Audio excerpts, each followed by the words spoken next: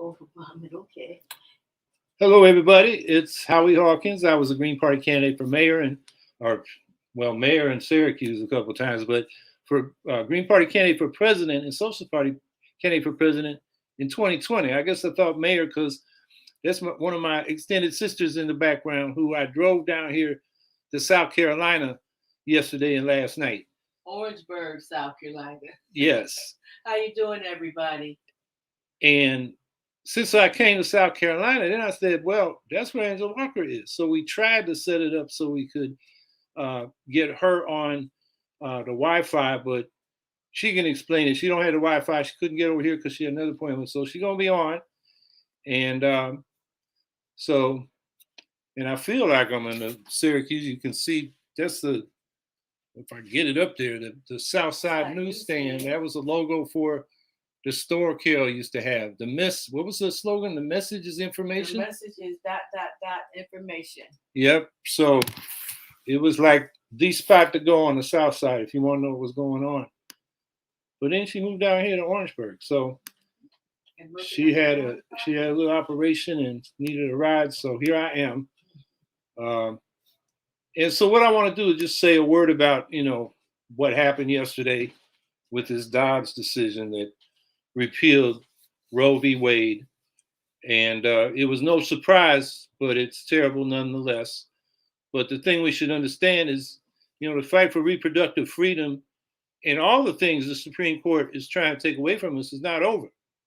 Because the first branch of government is Congress, and they can pass laws that are constitutional the Supreme Court cannot overturn. In this case, it was a Supreme Court doctrine that was developed in Roe v. Wade under a right to privacy, which is not enumerated in the Constitution, but under the Ninth Amendment, it says not everything that people have as rights are enumerated in this Constitution. So that's the Ninth Amendment. The conservatives like to point out to the 10th Amendment saying if it's not in the Constitution, it's not a federal right. It might be with the people of the states, but if the people have it and the people's representatives pass a law, then it's our right. So that's what we got recourse. And Congress can pass the Women's Health Care Protection Act. It passed the House, got filibustered in the Senate, like all the other progressive things that passed the House on voting rights, election protection, child care, DACA, you name it. And it gets stopped by the filibuster. And the Democrats really haven't tried to overrule that. And since the decision, all I've got checking my email is fundraisers from Nancy Pelosi and a bunch of other Democrats. They're not calling us out into the street to protest this decision or create the political environment that forces Congress to pass the Women's Health Care Protection Act. They're using it as a money-making operation or opportunity. So, that's a problem. And, they want us to vote for the Democrats. Well, what happened in 2009? Barack Obama promised when he was running for president that he would pass, the bill had another name back then, but it would have codified Roe v. Wade in federal law. He said he'd sign it as soon as he was elected, but then he made no effort to get Congress to pass it. He had a filibuster-proof U.S. Senate, over 60 Democrats, supermajority in the House, and they did nothing when they had the power. And it's not like this year where they got small majorities. They had overwhelming power to do it, and they didn't. So, we come up to election, and they say, well, you can't support the Greens because it'll split the vote and spoil the election, and the Republican will get elected. And, the Republicans may be worse, but if the Democrats can't get anything done, why should we support them? I think that just comes back to what we've been talking about. We got to get ranked choice voting, and particularly proportional ranked choice voting for proportional representation in legislative bodies. It's got to be at the top of our agenda so we can enable people to vote for us without worrying about helping the Republicans. And we get some changes in who represents us so we can really begin to implement some of these changes that at best get lip service from the Democrats. And, it's not just abortion rights that's on the chopping block. Clarence Thomas made clear in his concurring opinion that there are other privacy rights that come from that finding of a right to privacy that's not enumerated in the Constitution, but they found it in the original, or put that forward in the original Roe v. Wade decision, also in the contraception decision, consensual gay sex, gay marriage. All those things are not enumerated in the Constitution, but come under the right to privacy. which is now under assault by the conservatives led by Clarence Thomas and Alito. So, I think the main message we got to take away is Supreme Court is not the end of the game. Congress is the first branch of government, has the most power. We can legislate these popular rights, and we shouldn't act like the game is over. And so that brings us back to politics and organizing. So I guess the word is don't mourn, organize. Don't get angry or get angry and get even. Don't get demoralized, because this is one of those rights. We should be able to win this politically because the people in overwhelming majorities want the right to abortion. So don't let this get you down too much. So let's bring on Angela and find out what she's been up to. And hi, Angela, it's good to see you.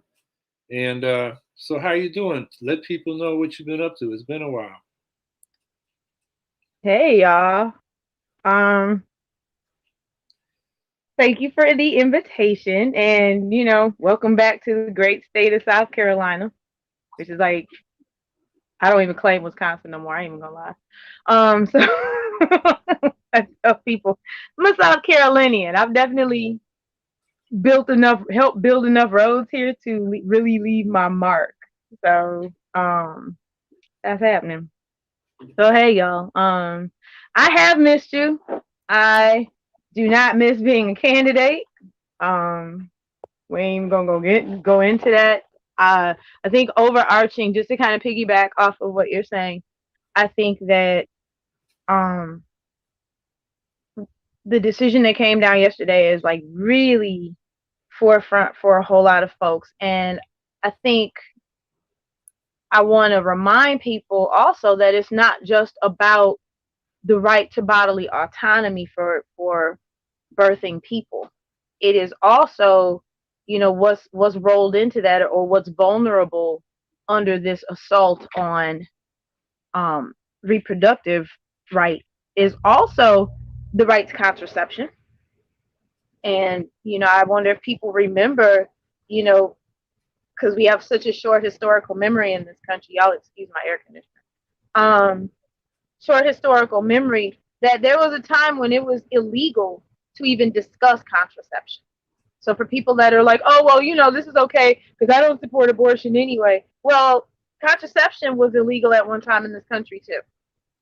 And so was interracial marriage. And obviously we know that, same-sex marriage is also very vulnerable. So, I mean, there's a whole lot of evil rolled into what happened yesterday. And I like that you said, Howie, that, this ain't the end all. This is not, for people to get, because there a lot of folks are discouraged. I never thought I would see this in my lifetime. Like, what? It's 2022. Why are we doing this? Like, really? Is mind blowing. Like, how something so basic, this is even something that folks are targeting. But they've been targeting it for the last 50 years since Roe was introduced. So, and yesterday they a lot of folks got what they wanted. And the harm that we're looking at that has already started is incalculable. So I hope that folks are not discouraged. I hope you're mad. I mean, I hope y'all are pissed. I hope that folks are looking at organizations like ARC Southeast and Yellowhammer and, Planned Parenthood and organizations that have had their feet on the ground with this issue for the last forever, and give them your time, give them your resources if you are able to do it. Get educated. Talk to people, where you can, because a lot of people don't understand. And Diamond Styles, I want to shout out to the Marsha's Plate Black Trans podcast. If y'all ain't following them, y'all have heard me say this before, you want to. She did that she covered the attack on Roe. This was before the decision came down, in an episode a couple weeks ago called Who Benefits, and she made the excellent point that it is not just birthing people who benefited from or benefit from abortion access. There are, cisgender men, people who are able to make children, also benefit from the right to reproductive choice and reproductive autonomy. They benefit too. And if you are someone who is a person who is able to make children, that is not, someone with uterus, that is not a birthing person, you have a stake in this battle. And we hope that, well, I hope that, men of goodwill everywhere will stand up and join, because this is not a quote unquote women's issue. This is a people's rights issue. And I hope that people, realize that, or, and get educated that, this idea of birth and reproductive justice is something that's been relegated to, quote unquote, the women's quarters. No, honey, this is for everybody. And we need everybody to stand up and say, you're not going to attack people's right to simply choose what happens with their bodies in this way. So I hope that folks are ready to raise hell. And I'm looking at you, male body, people born male, people who are able to make children in that way. We need you to stand with birthing people on this, because this is ridiculous. Yeah, and I want to underscore groups like Planned Parenthood and people that help women get reproductive health care really need support right now to help those women in those states that just triggered a bunch of laws. In a bunch of states are going to be more. So those women are going to want to go to other states where they can get an abortion. There are going to be legal issues as to whether they can be prosecuted for doing that. Then you got the whole question of the pills, the medication abortions, which, how the hell is Texas going to enforce that if somebody's private mail is bringing them the medication they need to do a medication abortion? So there are a lot of issues, even before we get to the political question of legalizing abortion along the lines of Roe v. Wade by legislation in Congress, so it's federalized.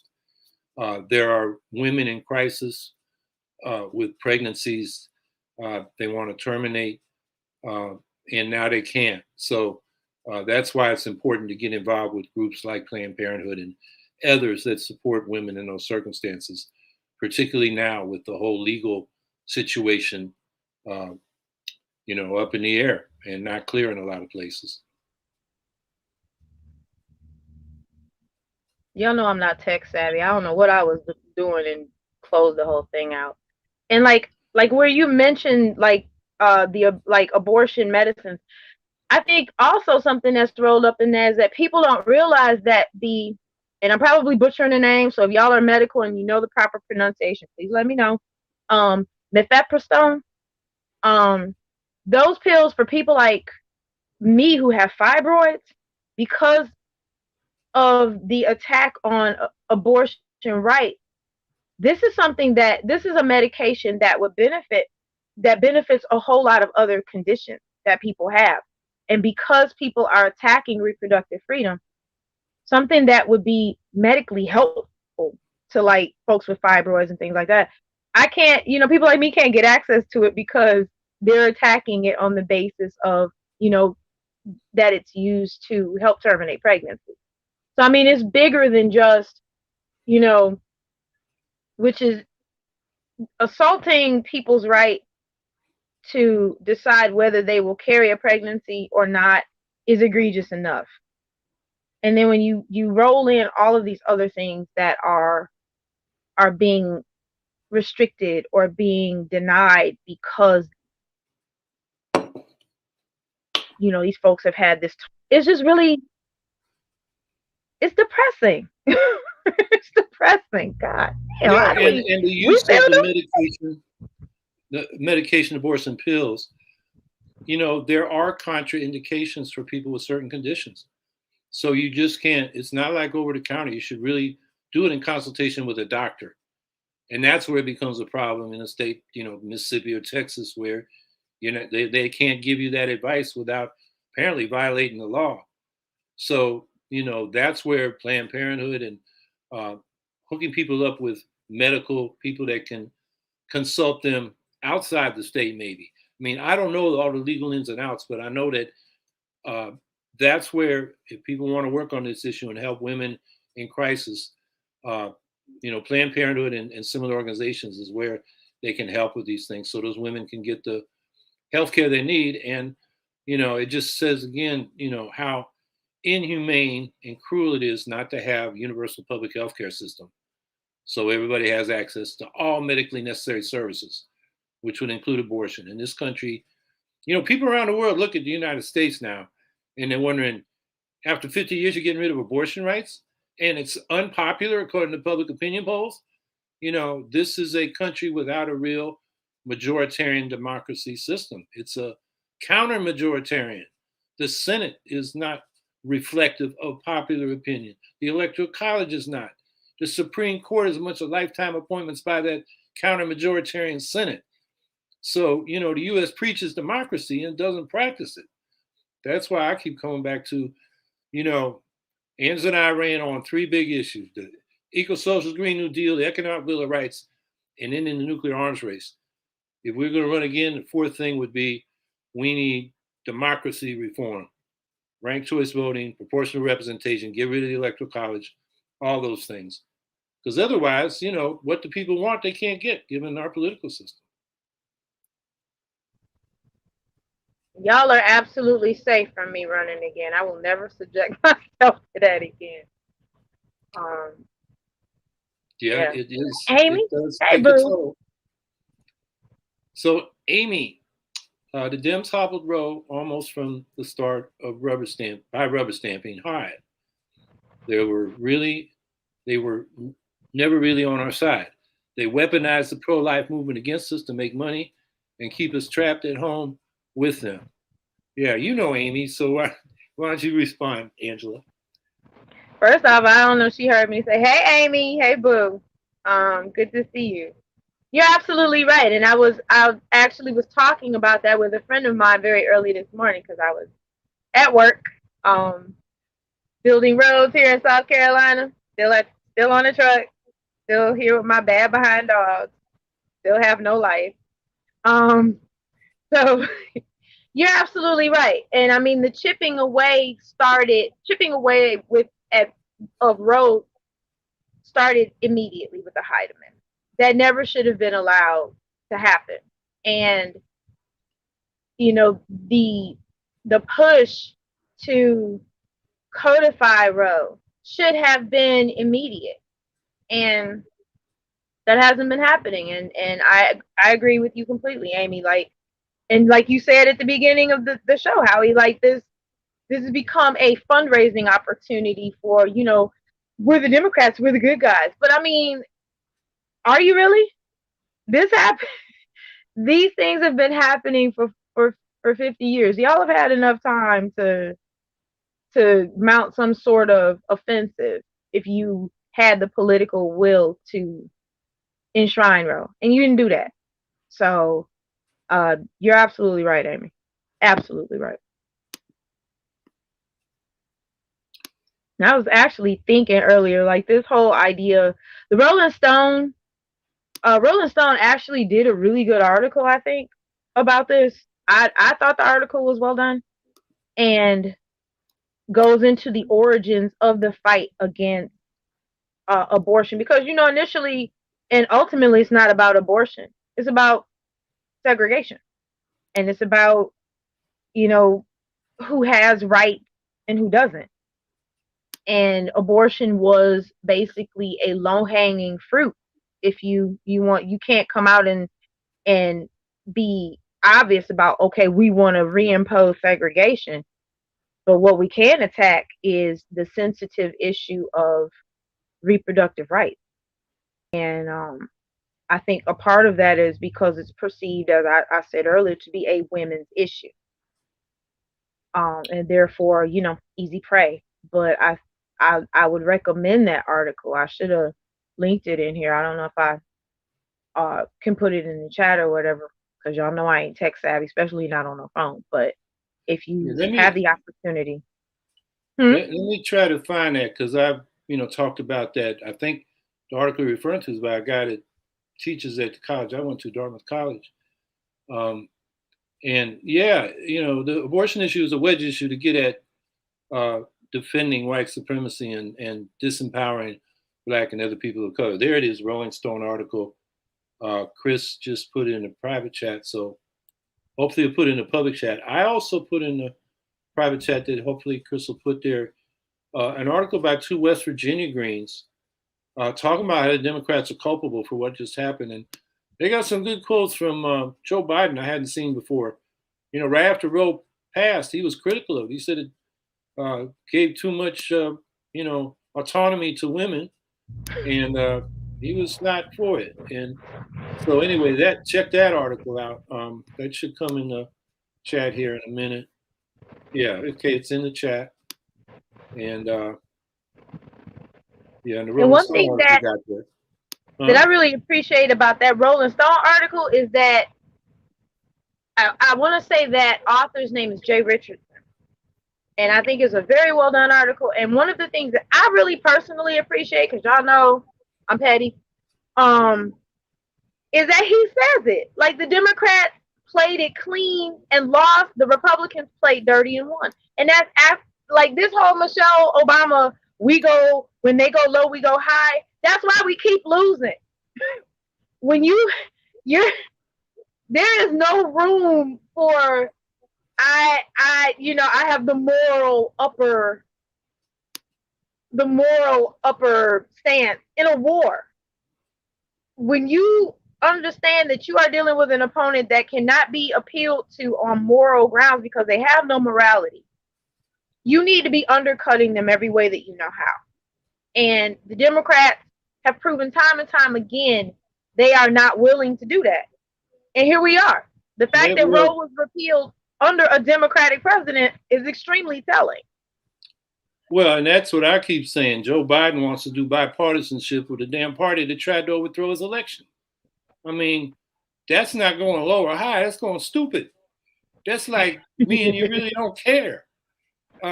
So, how do you fight the fascists when the people you expect to fight for you want to cut deals with them?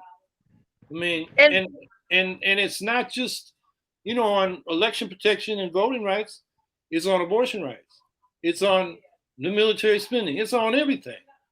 They keep putting out, we got to go bipartisan. Why don't we just defeat the Republicans so bad they're put in the dustbin of history? Because, their positions, issue by issue, are not very popular. And those people that buy into it are the ones that have bought into, there's no evolution, there's no climate change, there's no COVID, there's no science. I mean, that's their point of view. And they buy into fantasies and conspiracy fantasies. And, those people need an education. They don't need power. So, we don't want to give them power. And that ought to be the attitude you would hope from the Democrats. Instead, they're like, well, we got a two-party system. We're going to be bipartisan. Oh, isn't it a shame the Republicans won't play with us? No, the Republicans need to be defeated, roundly. And, the Democrats are like, well, give us our seats and we'll work across the aisle. Yeah. With the party that tried to overthrow in the last presidential election. It just is infuriating.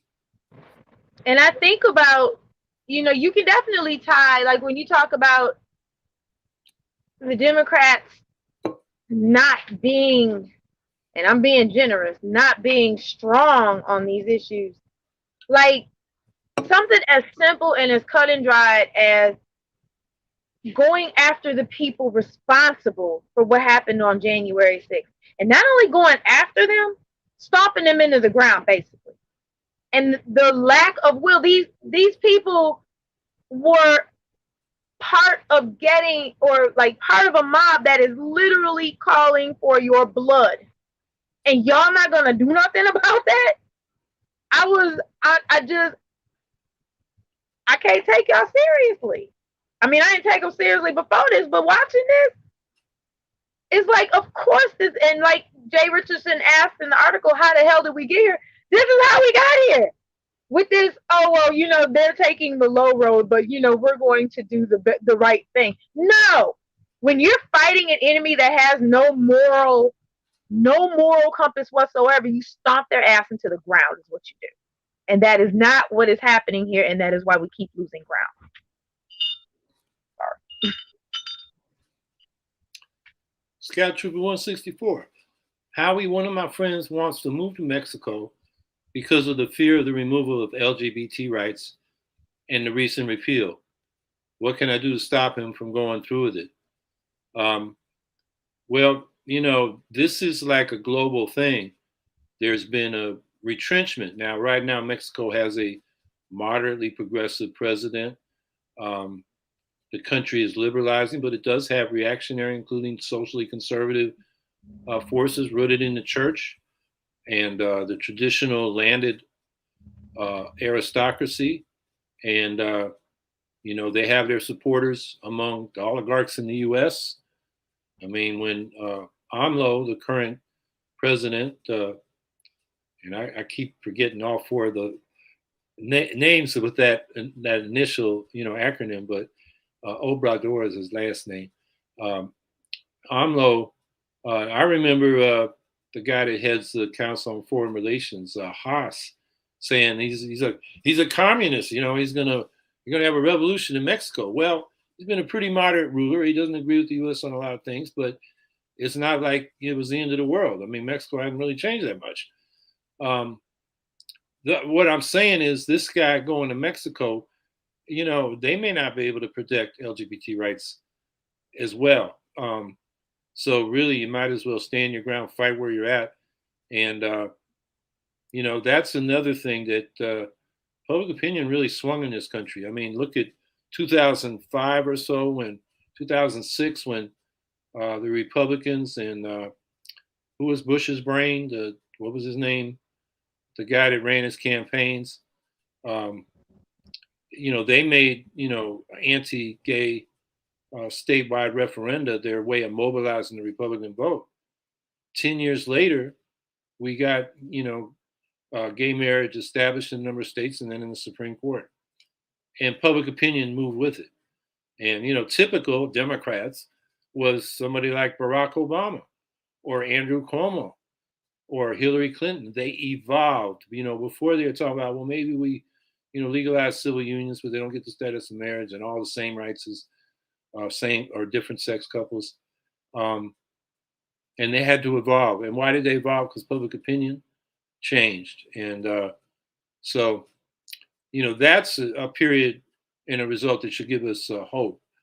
And, so we've sort of won the culture war on that. Now we got to translate that into policy and political power. So I would just urge your friend saying there's no refuge from homophobia in Mexico. And, let's fight for it, for those rights for LGBT people right here. So I don't know if Angela want to add to that. I'm so bad at tech. I'm looking at that and I'm thinking, about everything that you just said, because homophobia is not something that's restricted to the United States, unfortunately.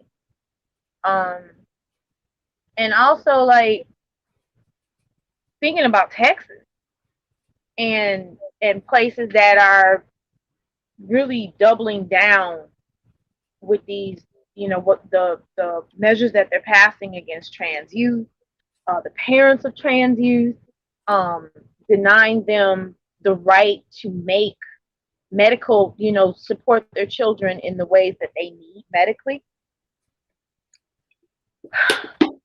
I don't think there's an easy answer to that. Where does your friend feel safe?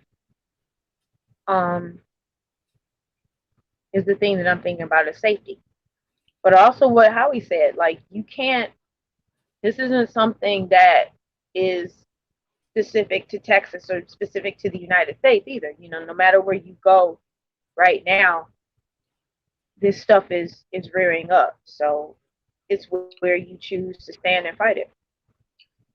And it also brings up the question of why we need an internationalist left, whether it's LGBT rights, the right of self-determination and freedom from imperialism, the climate issue, the arms issue. I mean, we're not going to win these things only in one country and be safe from the consequences around the world. So we've got to be in solidarity across borders and not think that you can cross the border and suddenly be safe from the things that we got to change. I mean, I almost wish it were so. I wish there were a safe haven that people would know to go to. Like, in this place, there's absolutely going to be no persecution or infringement on your rights or anything like that. But unfortunately, that doesn't exist anywhere. I wish it did. And I before I zinged myself off of StreamYard because I was in the chat being nosy, I saw somebody ask when I'm coming back to Twitter. The answer is never. Never will I ever. Never, ever, ever, ever. This, just the mention of Twitter sends chills down my spine. People that do follow Twitter, I do Twitter. I don't do Facebook. I just Facebook to me is like walking into a bar where everybody's already drunk and somebody asks a provocative question and everybody's putting out stuff, just pulling it out of their pocket, no research.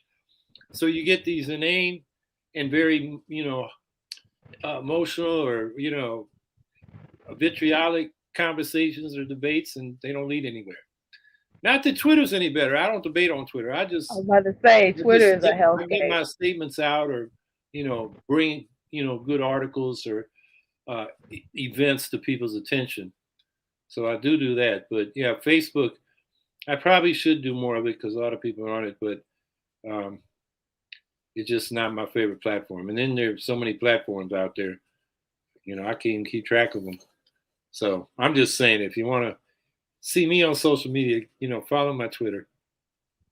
Yeah, I took Twitter off. I don't even have, I killed my Twitter account. And I'm only on Facebook intermittently. I redid my page and I am talking about dogs, flowers, fluffy shit. It's not this. It's vegan recipes. This is the most.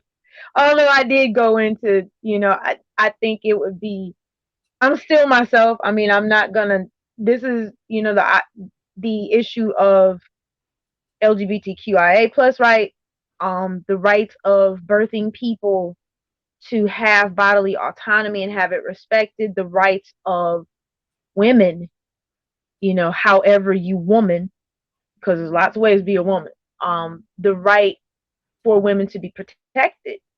And, we know that the fact that Black trans women in this country, Black and brown trans women are still disproportionately murder victims, still disproportionately targeted by police. We know that Indigenous women and girls, both in this country and in Canada, are still going missing. There's women that are victimized that are not identified. So, I've always, issues for women, femmes, and girls will always be something that's close to my heart. And there was, even as apolitical as I have become, because I'm just disgusted, I still did, make a statement or, talk about how I felt about this, especially in light of Clarence Thomas of all people. I'm like, how are you so messed up in the head that you don't realize you are in an interracial marriage yourself, sir? So while you're telling them to open the floodgate, start with attacking abortion rights, and let's just keep going. Let's go to contraception.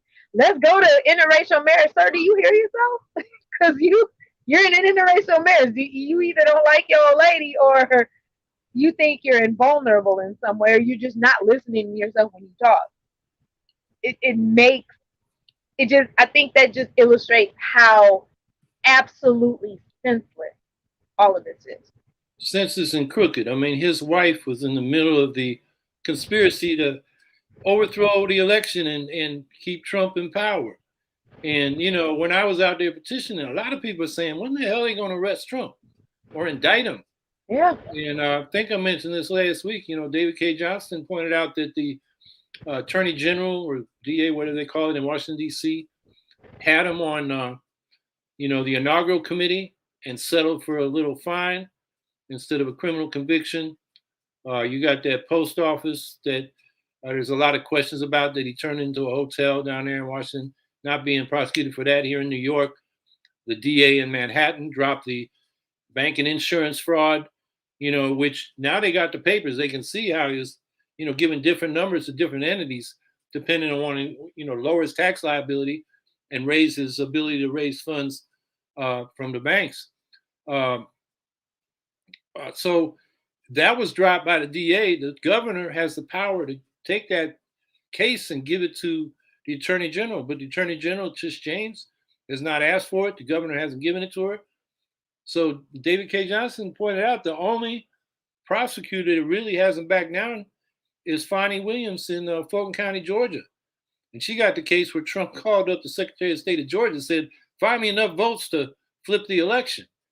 And we all heard that. I mean, it's right there on tape. I know lawyers got to dot every I and cross every T, and so a jury will convict him. But she's the only one still pursuing this guy, who we in New York know has been a crook, organized criminal for decades. So the other thing is, it's not just Roe v. Wade, got thrown out. Your Miranda rights got thrown out this week in a decision. The ability of state and local government to regulate access and the carrying of firearms was thrown out. So now in New York, they threw out the concealed carry requirement. That's a 111-year-old law, the Sullivan Law. And these damn conservatives say they follow tradition. That is such BS, because they break, they did that with Citizens United. They took a narrow case and just broadened it so they could deregulate campaign finance. These people are not, what do they call them? Strict constructionists. They just go by president. They are as activists as any court we've ever had.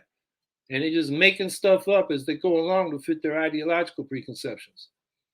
And while I'm ranting, I think, there should be no slack given to people like Susan Collins and Joe Manchin, who said, well, they promised they'd follow precedent. I mean, how damn naive can you be, being decades-old politicians in Washington? I don't believe they were naive. I think they knew exactly that these people would throw precedent out the window and overthrow Roe v. Wade. And I don't think we should give them any cover for saying they were lied to by these justices when they're going through the confirmation process, saying they would follow precedent. I mean, yeah, you believe that? I got a bridge in Brooklyn to sell you too. So, it Judah stir. There is no better time than now for Greens to adopt a strong position for abolition of the Supreme Court and the U.S. Senate. I would say yes, U.S. Senate. I wrote an article in Roll Call on that 22 years ago. There are a lot of constitutional obstacles to that, but that should definitely be a demand of the left. Abolition of the Supreme Court, I think reform of the Supreme Court. We do need, courts to adjudicate disputes, but we can take away the total judicial review the Supreme Court asserted, not in the Constitution, but asserted to itself early on, to review anything that Congress passes. We can set up term limits for a faster rotation.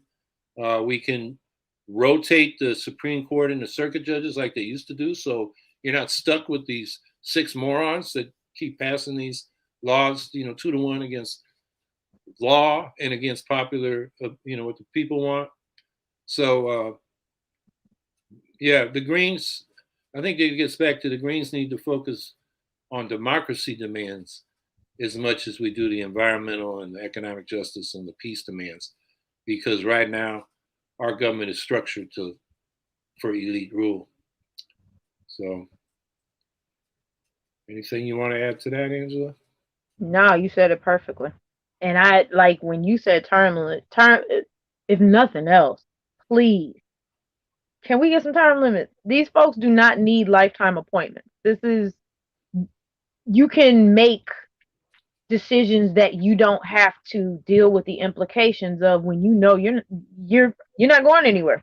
Yeah. You can basically throw out whatever you want to throw out because you have job security. You're not going anywhere. And we need to take that from them. Yeah, if we had staggered 18-year term limits, every president would get to appoint 2 justices and 2 would come off. And then in addition, there might be, unforeseen deaths and retirements, but at least every president would be able to appoint 2. And you'd have a rotation so that people, you get in this dynamic where, and the Republicans have particularly pursued this, they put up very young, very conservative justices and expecting them to be there for 40, 50 years, or at least 40 years. Scout Trooper 164, Howie and Angela, what do you think of the states having quote unquote trigger laws that allowed them to immediately limit or ban abortions? Why don't you start, Angela? I think it's a case of, I think it goes to the point that we made before, that this game that the Democrats are playing of we go high when they go low, you're short-sighted, because this shows these folks were prepared for this. And as much as I despise these fascists, basically, you have to admire the fact that they play a long game. They play the long game. They've been very, very patient. They've been very methodical. They had their ducks in a row. They had these things set up because they knew maybe I won't get it. I won't get the outcome that I'm trying to get this year. Maybe I won't get it next year. But when it falls, because we're going to keep chipping away at it, they've done that for 50 years. So we kept chipping away at it. And these are the measures that we have had put in place, ready to go when we get what we want. You got to respect it. You have to respect it. And it just shows, for me, the glaring ineptitude in the Democratic Party, because it ain't like they hid this. You knew this was here. They didn't sneak it in on you. And y'all had nothing prepared. And you've had 50 years to make sure that it did not get to this point. And because of your inaction and your ineptitude, here we are. Y'all have been outflanked. Yeah, certainly outflanked in what we call red states today, but I'm thinking of Michigan, where the Democrats for decades had, overwhelming control of the state government. I mean, occasionally Republicans were in there, but in the legislative side, they had the power to get rid of that 1931 law in Michigan that now is going to come into effect and ban abortions in all circumstances, I think, except the health of the woman, but not in dealing with cases of rape and incest. So that Democrats, when they had the power, they could have cleaned up the law books in Michigan, so that law wasn't there in case Roe v. Wade was overturned, but they weren't paying attention. Wasn't a priority. And so, yeah, these trigger laws, yeah, the Republicans, they knew they had this case coming, so they started passing these laws that mean as soon as the Supreme Court makes a decision, the changes in the state go into effect. And that just for me, it just really highlights, like, did y'all get too comfortable? Did you think this would never happen? I mean, I honestly, when an enemy is projecting to you, they're letting you know what their next moves are going to be. And you don't head them off at the path. I don't know what to call it.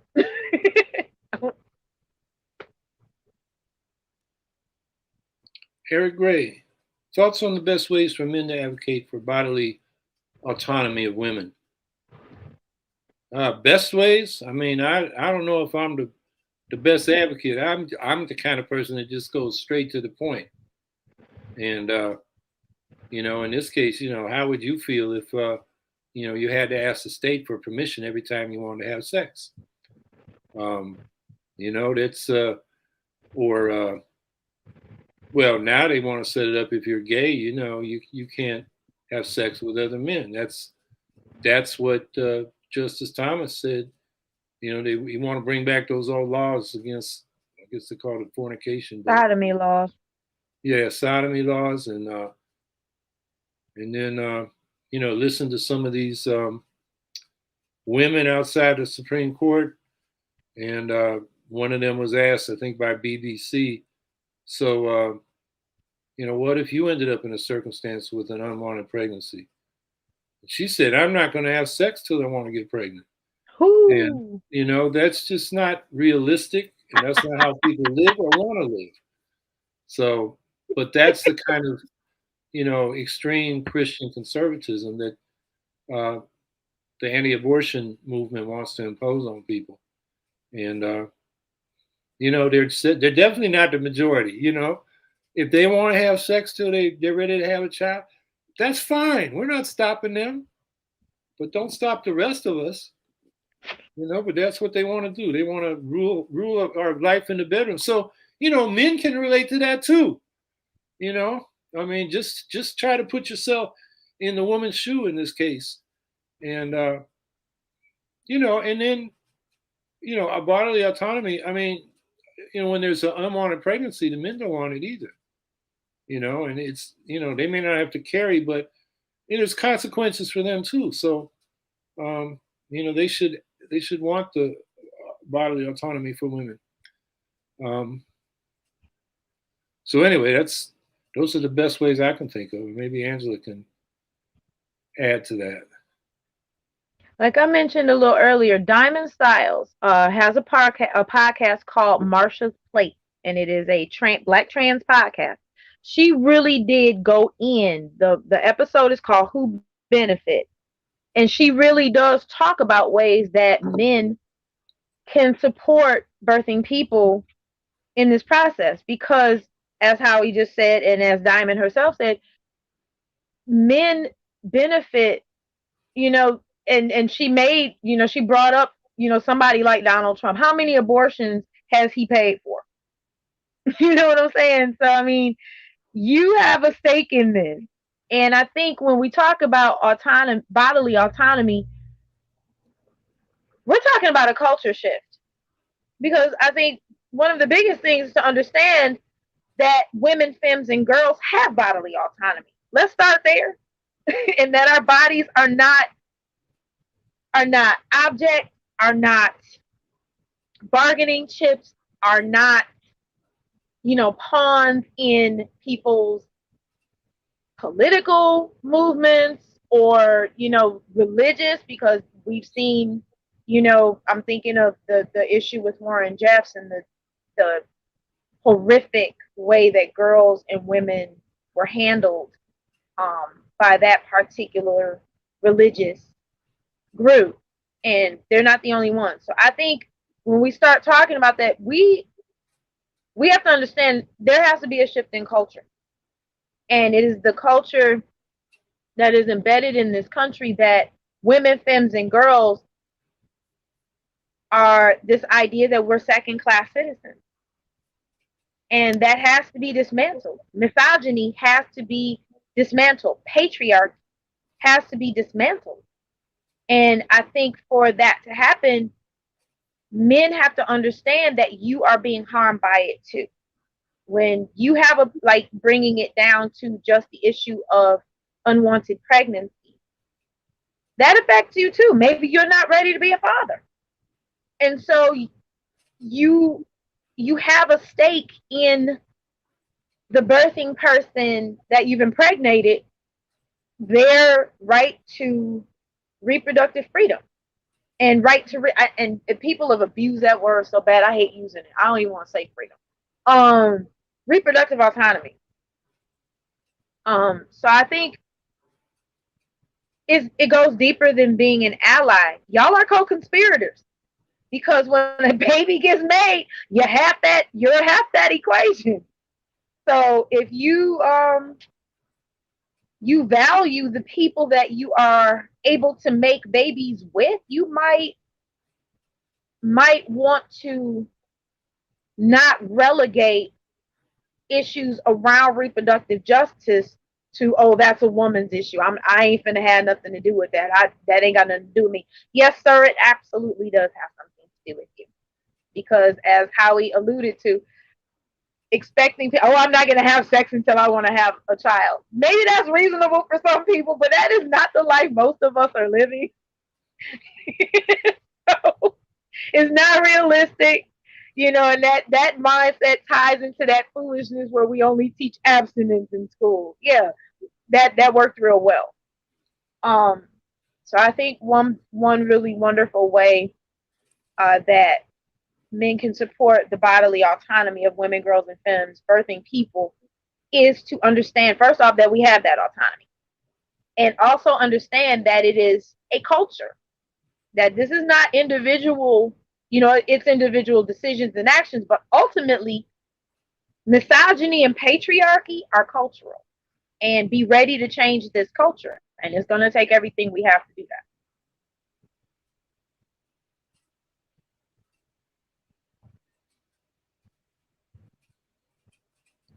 Oh, I know good. my I air saw that conditioning is question in the chat, and I wanted to speak on that. Zmani asks, what are your thoughts on guaranteed income to help balance autonomy with respect to reproductive labor, where full-time female caregivers are now so often dependent on male income providers? Yeah, we ran on that. So you want to start, Angela, and then I can add to it? It is so close to my heart, because when you look at relationships, particularly, like if you want to pinpoint a lot of the patterns of abuse in abusive relationships, one of the things that is restricted is the abused person having the right to have an income.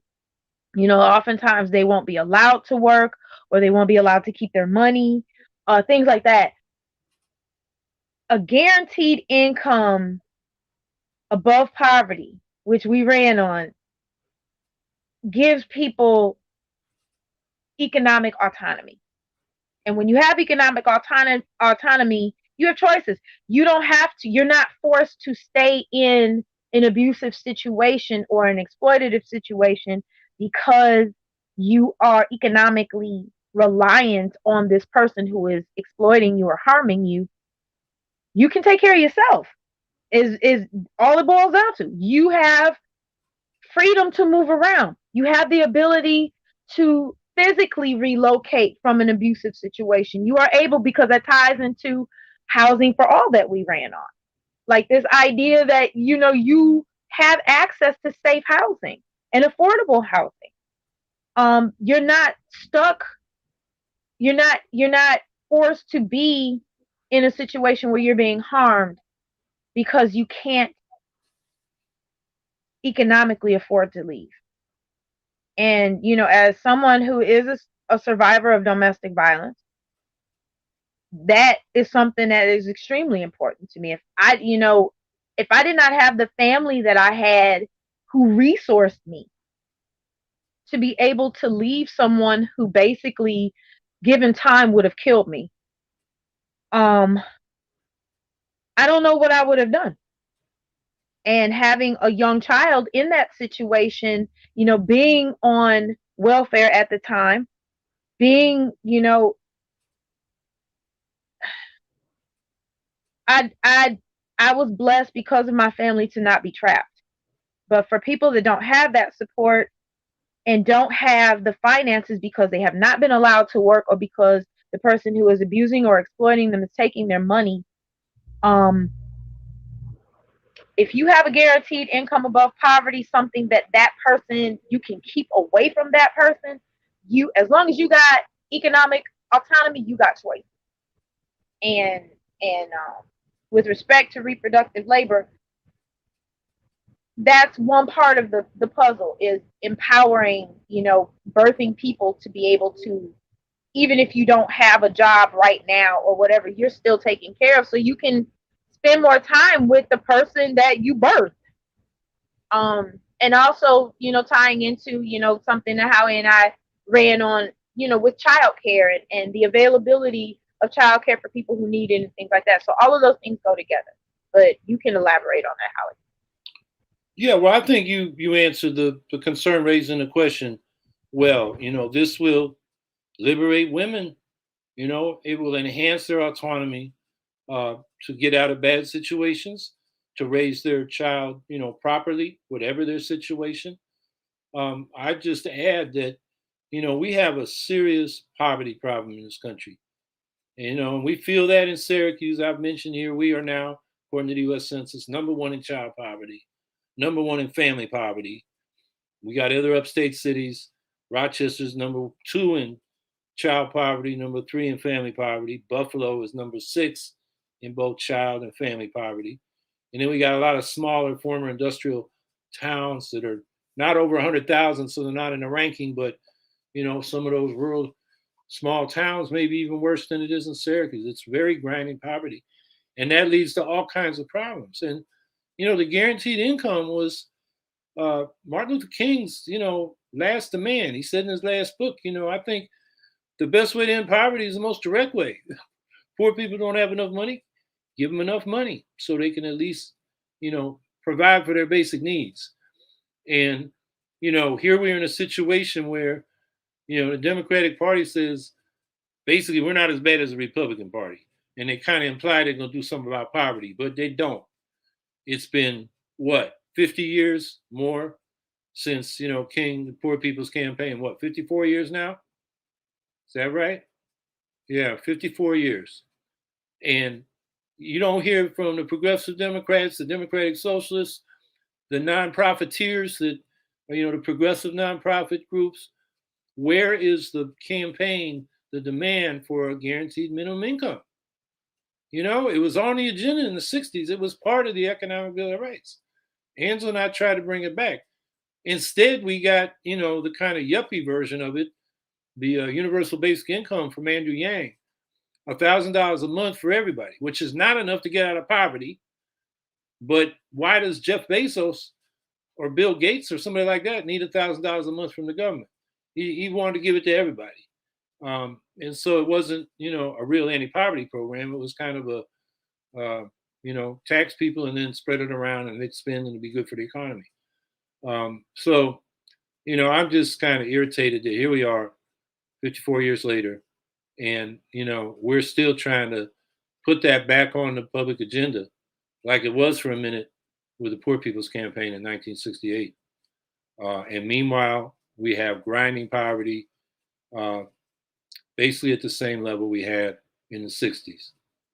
And where did the war on poverty, how did it lose? It lost in Vietnam. Because that's where the money went, in the militarism. And, they counterpose, there's always money for weapons, but never money for people in need. So it brings us back to we need something beside this two-party system of corporate rule. So we're up on an hour. So Angela, why don't you, give some closing remarks for people, and I might wrap up with a few more too.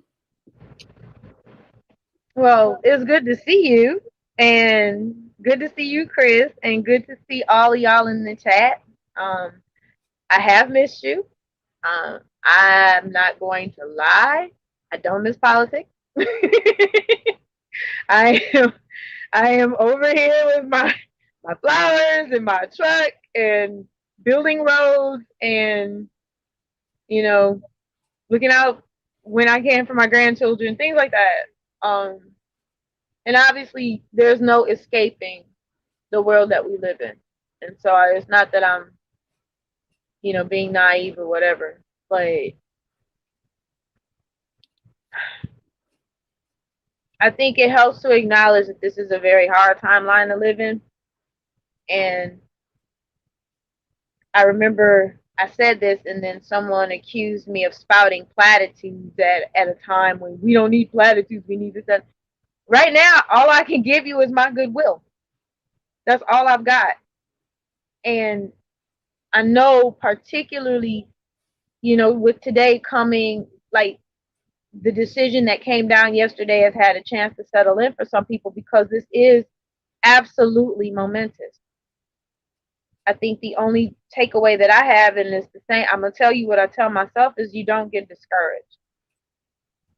You know, the world that existed before Roe, that that folks want to relegate us to, that's not, you can't go back.